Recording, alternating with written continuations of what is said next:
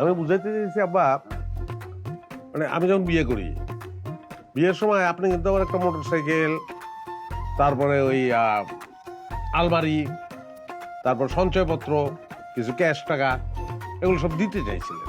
তখন আমি আপনারা কি বলছিলাম? বলছিলাম যে আব্বা এগুলো আমার এখন দরকার নেই, যদি কখনো দরকার হয় তখন আপনি দিয়েন। তো সেই তখনটা এখন আসছে আব্বা, এখন সেই সময়।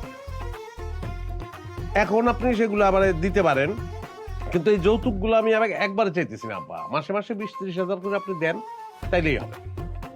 তুমি এসব কি কইতেছো রফিক? বিয়ের 2 বছর যাওয়ার পরে তুমি আমার কাছে যৌতুক চাইতেছো? জি আব্বা।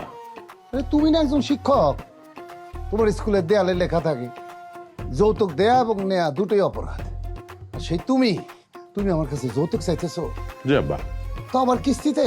যৌতুক নেওয়াটা অপরাধ, দেওয়া অপরাধ, কিন্তু আব্বা ঘুষ দেওয়াটাও তো অপরাধ। এই কিছুদিন আগে আপনার জমি জমার কাগজপত্র ঠিক করতে আপনি ঘুষ দিয়েছেন না? হ্যাঁ, তারপর আপনার ওই পেনশনের টাকা উঠানোর জন্য আপনি ঘুষ দিয়েছেন না?